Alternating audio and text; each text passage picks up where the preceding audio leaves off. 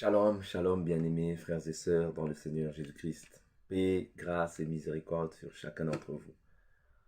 Vraiment, bien-aimés frères et sœurs, je viens encore me présenter au-devant de vous aujourd'hui. Partager, parce que l'existence ou bien le but de notre venue en fait sur cette chaîne, c'est afin d'édifier.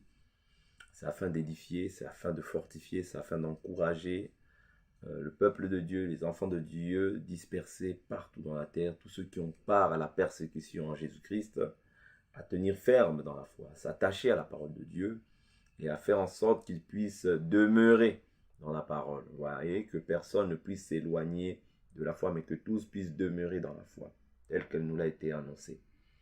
Donc ici, frères et sœurs, je viens partager encore par rapport à l'esprit dont était animé Moïse. L'esprit dont était animé Moïse. Exode chapitre 18. Et je vais inviter, comme à la coutume, à chacun d'entre nous de prendre vos Bibles. C'est très important. Prenez vos Bibles. Ensemble, nous allons partager la parole. Exode 18, à partir du verset 13. Le lendemain, Moïse siégea pour juger le peuple.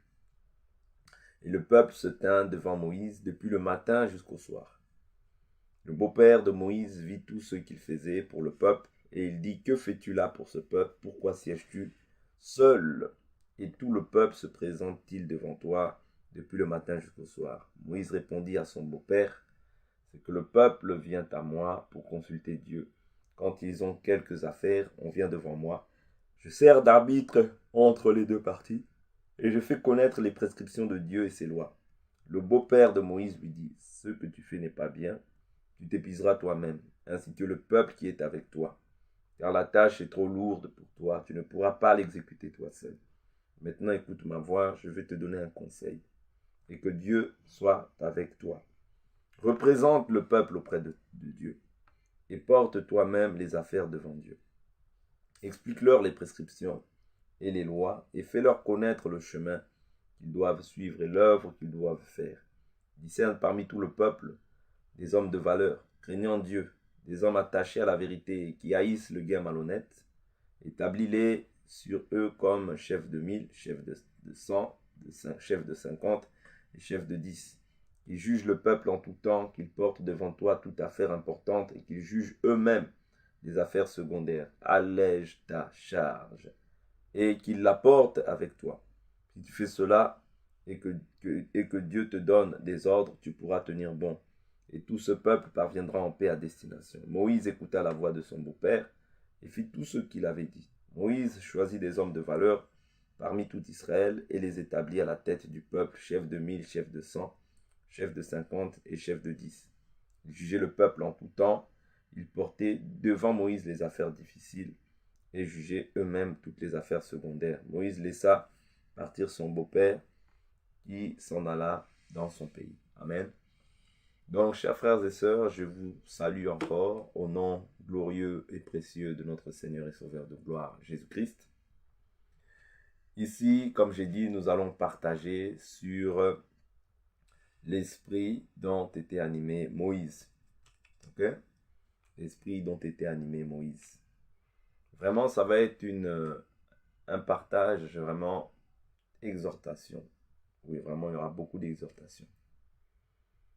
Ici, nous voyons que Jéthro, lorsqu'il approche, il se rend compte en fait de la manière dont le peuple vient se présenter à Moïse du matin au soir. Il lui fait comprendre que tu vas te fatiguer. En agissant ainsi, tu vas te fatiguer.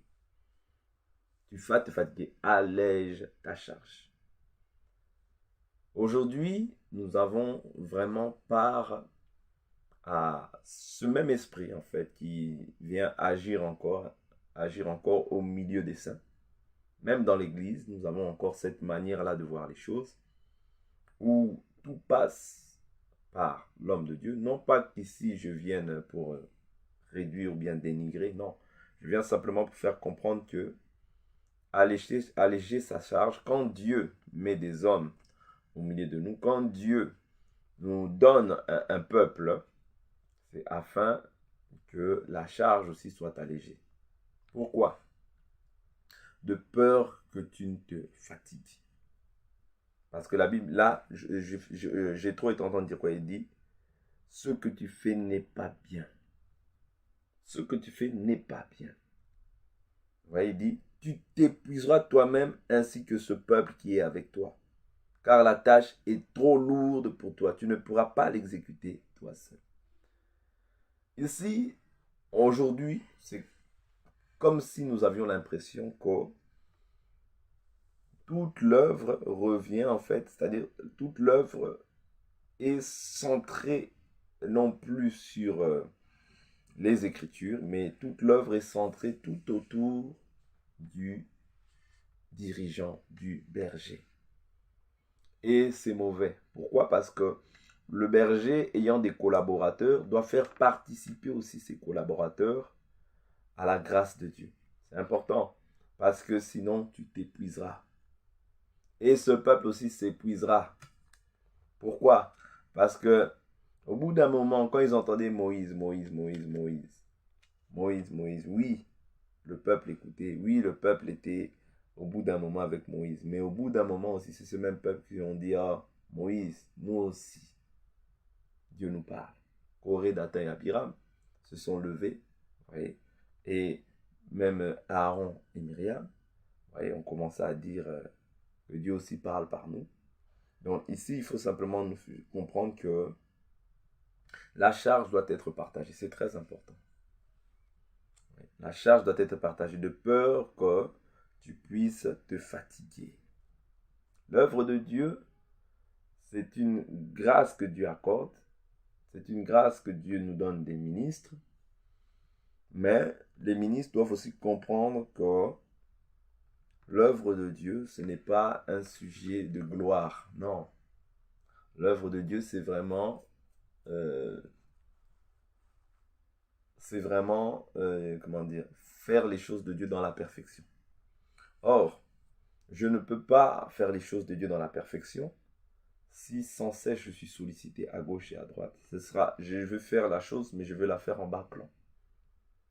Voilà pourquoi aussi il y a des gens des fois qui se fatiguent parce qu'ils ont l'impression de ne servir à rien dans l'œuvre de Dieu. Et cela va créer la frustration. Parce que l'homme, naturellement parlant, quand il voit qu'il ne sert à rien, il se retire. Puisqu'il ne voit pas son intérêt en fait dans ces choses. C'est ça que ça crée. Ça crée la frustration, ça crée l'irritation. Ouais? Donc là, j'ai trop en train de faire comprendre à Moïse, tu vas te fatiguer. Tu vas t'épuiser à force d'agir ainsi. Tu vas t'épuiser. Donc, ici, c'est vraiment une part aussi de conseil pour tous ceux qui sont ministres, même si je sais que beaucoup diront que qui est-il celui-ci? C'est un simple frère et il n'a rien à nous apprendre. Mais c'est vraiment un côté conseil aussi aux ministres de comprendre que l'œuvre de Dieu, quand Dieu dispose des âmes, des hommes de valeur, craignant Dieu, parce qu'un homme de valeur a de la valeur que lorsqu'il craint Dieu. Vous voyez, parce que quelqu'un qui ne craint pas Dieu n'a pas de la valeur aux yeux de Dieu, et qui haït la vérité, ouais, qui haït le mensonge, qui haït le gain malhonnête, ouais, attaché à la vérité et qui haïssent le gain malhonnête. Établis-les. Ouais. Il dit établis-les. C'est-à-dire, il ne donne pas beaucoup de critères ici. Il dit quoi? Discerne parmi le peuple des hommes de valeur, craignant Dieu, des hommes attachés à la vérité et qui haïssent le gain malhonnête. Établis-les. Ouais. Établis-les sur eux comme chef de 1000, chef de 100, chef de 50 et chef de 10. Qu'ils jugent le peuple en tout temps, qu'ils portent devant toi toute affaire importante. Ça veut dire que ce n'est pas parce que l'homme de Dieu est en train de pouvoir associer d'autres frères dans l'œuvre du ministère, vous voyez, pour juger en fait les affaires secondaires, qu'il est évincé, ou bien que les gens vont s'accaparer la gloire. Non, loin de là. Loin de là. Mais c'est simplement afin que l'œuvre de Dieu puisse aller de l'avant, que l'œuvre de Dieu puisse prospérer, que l'œuvre de Dieu puisse croître. Vous comprenez? Donc ici, quand Dieu nous appelle, vous voyez, ce n'est pas afin de pouvoir rester bras croisés, non. Vous voyez? Non. Quand Dieu appelle une personne, c'est afin qu'elle soit utile aussi. Qu'elle soit utile pour l'œuvre à laquelle il a été appelé. Mais qu'il ne soit pas bras croisés, non. Il doit être utile aussi pour l'œuvre à laquelle Dieu l'a appelé. Donc c'est très important, sinon cela va créer la frustration. Sinon cela va créer la frustration, le fait de ne pas savoir à quoi je sers dans cette œuvre. Et c'est mal, c'est mal. Parce que Jéthro est en train de signaler ici que ce n'est pas bien. Oui, ce n'est pas bien. Ce que tu fais n'est pas bien. Et aujourd'hui, je viens vraiment dans le cadre de l'exhortation que tous ceux qui veulent que tout tourne autour d'eux, tous ceux qui veulent que tout diriger, tout faire, mon frère, tu finiras par t'épuiser. C'est le conseil que Jéthro a donné à Moïse. Tu finiras par t'épuiser. Ouais, parce que l'œuvre de Dieu, ce n'est pas l'œuvre d'un homme. Elle est lourde pour un homme. Dieu ne partage pas sa gloire à un homme. Bien qu'il nous fasse participer à sa gloire, mais néanmoins, il ne permet Dieu, c'est-à-dire Dieu a racheté un peuple. Un peuple. Et dans ce peuple-là, bien sûr, il choisit des personnes, mais dans ce même appel, dans l'appel de la personne, il va susciter des personnes tout autour pour pouvoir l'aider à porter cette charge, pour pouvoir l'aider à rentrer dans son appel. Parce que sans cela, tout ce qu'on fera, ce sera en fait la distraction. Tout ce qu'on fera, ce sera en fait les pensées des hommes. Ouais, c'est-à-dire vouloir simplement que ce soit tout à pour des fois des motivations impures en réalité, hein, des motivations qui sont liées simplement à l'argent, pour se dire que bon, comme ils sont frères, bon, ils ne pourront pas prendre l'argent, c'est moi qui va tout gérer, qui va tout contrôler. Non, les motivations doivent être pures, tout ce qu'on fait doit être pur. Vous voyez, souvent les motivations qui sont animées par le fait de vouloir rester seul, c'est afin de pouvoir dominer sur les autres. Or, l'apôtre Paul nous dit que non que nous dominions sur votre foi, mais nous voulons collaborer à votre joie, puisque vous êtes fermes dans la foi. Vous voyez, donc le but ici, le but de l'Église, ce n'est pas qu'une personne puisse dominer indéfiniment sur ta foi, non. C'est afin que les gens soient libres et qu'ils sachent comment pratiquer la parole, la mettre en pratique. C'est très important. Sans quoi, nous verrons en fait le peuple, les collaborateurs se décourager et se fatiguer. Ouais, parce que il faut que la diversité des grâces soit aussi opérationnelle au sein de l'Église. C'est très important.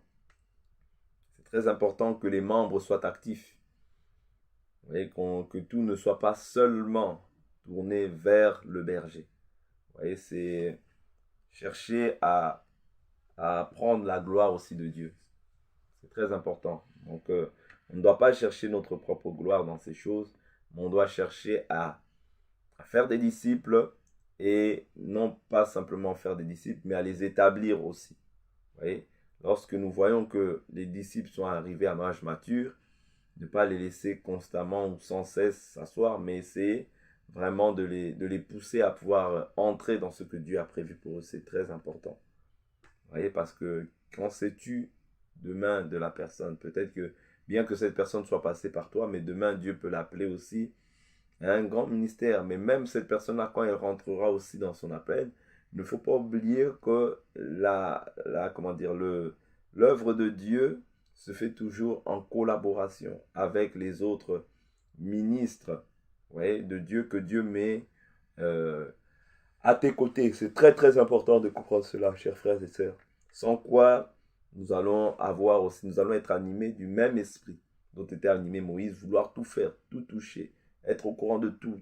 C'est-à-dire comme si j'étais un canal par lequel tout devait passer. Non, nous sommes un royaume de sacrificateurs. C'est-à-dire que tous aujourd'hui, nous pouvons sacrifier. Or, le sacrifice n'est pas lié au fait d'égorger les bœufs, les taureaux, les tourterelles et toutes ces choses-là. Mais le sacrifice aujourd'hui est lié au fait de la prière, est lié au fait de donner son corps à Jésus comme un sacrifice vivant, et lié aussi à la louange. Vous voyez, donc il y a toutes sortes de sacrifices, les jeûnes, tout ça, ce sont des sacrifices aussi que nous faisons à Dieu ou envers Dieu. Donc c'est très très très important, chers frères et sœurs, d'associer les frères dans l'appel que Dieu a mis pour eux. C'est très important. Donc sinon, Jéthro ne serait pas venu avec cette pensée-là.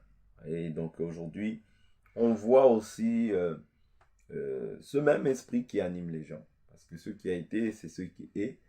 Et c'est ce qui sera. Il n'y a rien de nouveau sous le soleil. Donc lorsqu'on voit une personne qui est vouloir tout diriger, tout faire, tout gérer, sache que mon frère, mes sœurs, cette personne-là finira par se fatiguer. Vous voyez, parce que comme l'écriture a été déjà posée, cette écriture nous sert d'un sceau. Donc nous croyons que la personne qui agit de la sorte finira aussi par se fatiguer.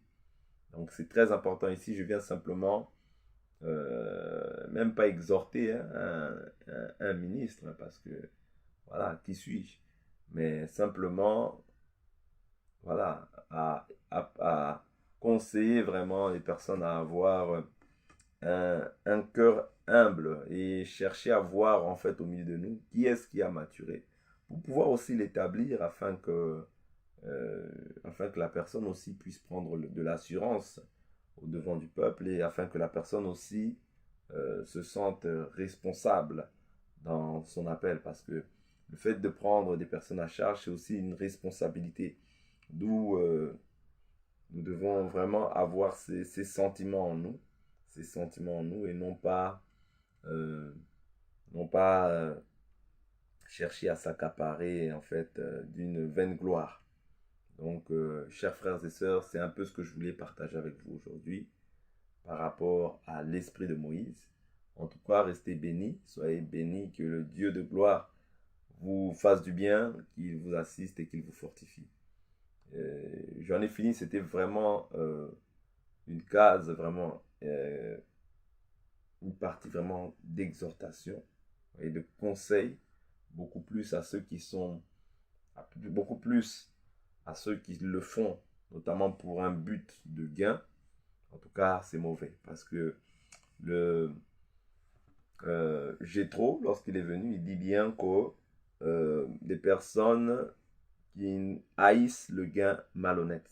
Ouais, donc, le fait de chercher simplement le gain dans ces choses-là, c'est aussi de la malhonnêteté. C'est aussi de la malhonnêteté. Donc, si je cherche les gains malhonnêtes, c'est que je ne suis pas resté attaché à la vérité.